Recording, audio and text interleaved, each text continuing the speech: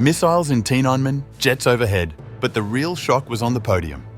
Xi Jinping flanked by Vladimir Putin and Kim Jong-un, a tableau no one thought possible.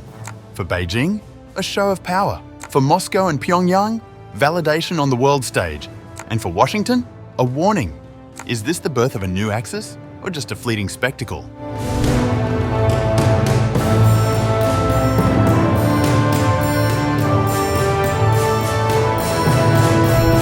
On September 3rd, the world witnessed something unprecedented in Beijing's Tiananmen Square. Chinese President Xi Jinping hosted his country's largest ever military parade. But the real spectacle wasn't just the tanks and missiles rolling through the ceremonial heart of China. It was the extraordinary gathering of leaders who stood shoulder to shoulder with Xi, sending an unmistakable message to the West. Vladimir Putin and Kim Jong-un flanked Xi as the trio walked together in what many analysts are calling a defining moment for the global order. This marked the first time all three leaders appeared together publicly, creating one of the most striking images of our time. For Kim Jong-un, this represented his debut at a major multilateral event, and the first time a North Korean leader had attended a Chinese military parade in 66 years. Xi Jinping, dressed in a Mao-style suit, addressed the crowd of more than 50,000 spectators with words that seemed directed far beyond Beijing. Today, humanity once again faces a choice between peace and war, dialogue and confrontation, mutual benefit and zero-sum competition. The Chinese people firmly stand on the right side of history, on the side of human civilization and progress, committed to the path of peaceful development and working together with peoples of all countries to build a community with a shared future for humankind. But Xi's most pointed remarks came when he spoke about China's strength and resolve, and Xi also delivered what many interpreted as a warning to international adversaries. The Chinese nation is a great nation that does not fear violence and that stands independent and strong. In the past, when confronted with a life or death struggle between justice and evil, light and darkness, progress and reaction, the Chinese people stood united, rose up in resistance, and fought for the survival of the country, the rejuvenation of the nation, and the cause of human justice.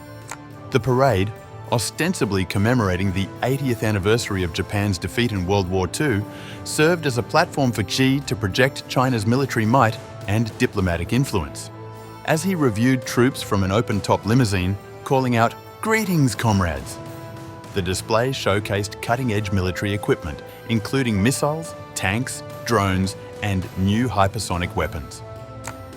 Xi is driven to gain acceptance of China as a central global power and to revise the international system to better suit China's preferences. He views the presence of other leaders at his parade as validating progress toward his goals. The guest list itself told a compelling story about the shifting global landscape. More than 20 world leaders attended, but the absence of representatives from major Western democracies was equally telling. The United States, Britain, France, Germany, and Australia all stayed away, underscoring the deepening divide between Beijing and the West, particularly over China's close alignment with Russia in its war against Ukraine.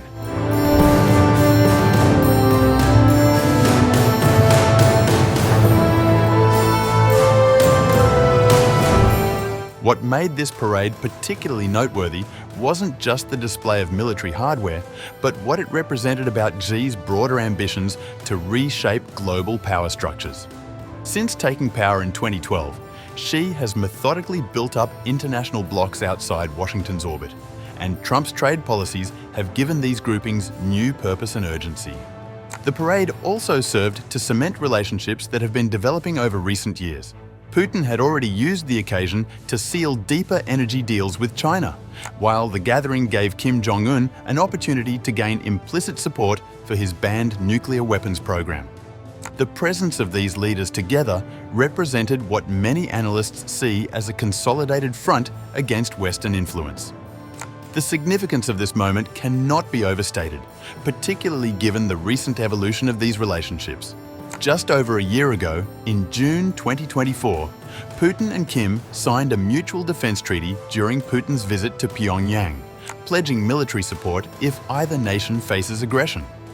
This pact fundamentally altered the security landscape in Northeast Asia and created what experts describe as the most significant military alliance between the two nations since the Korean War.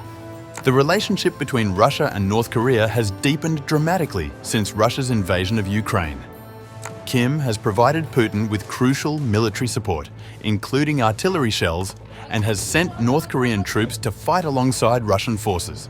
This military cooperation has given Kim something he's long sought: a powerful patron willing to shield him from international pressure over his nuclear weapons program.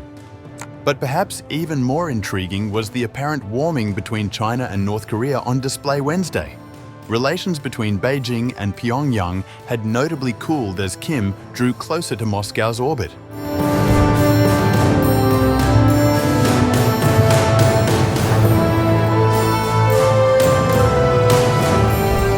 President Donald Trump didn't let the Beijing spectacle pass without comment. In a provocative post on Truth Social, as the parade unfolded, Trump wrote, "Please give my warmest regards to Vladimir Putin and Kim Jong-un as you conspire against the United States of America." Trump's remarks highlighted the deep tensions surrounding the event, though he had earlier told reporters he didn't see the parade as a challenge to the United States and reiterated his very good relationship with Xi.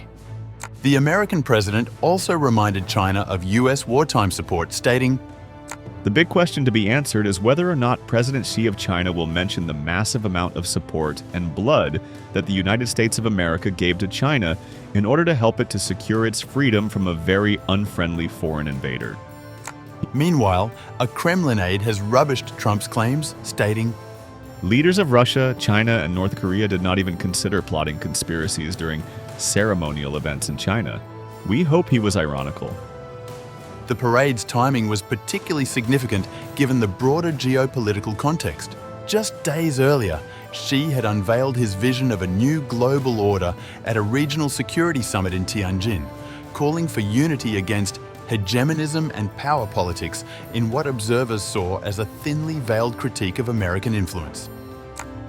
Xi feels confident that the table has turned. It's China that is back in the driver's seat now. It's been Trumpian unilateralism rather than China's wolf warrior diplomacy when people talk about the leading source of uncertainty in the international system.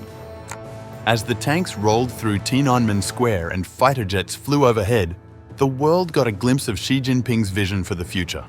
With Putin and Kim Jong-un by his side, he wasn't just commemorating history, he was actively working to reshape it.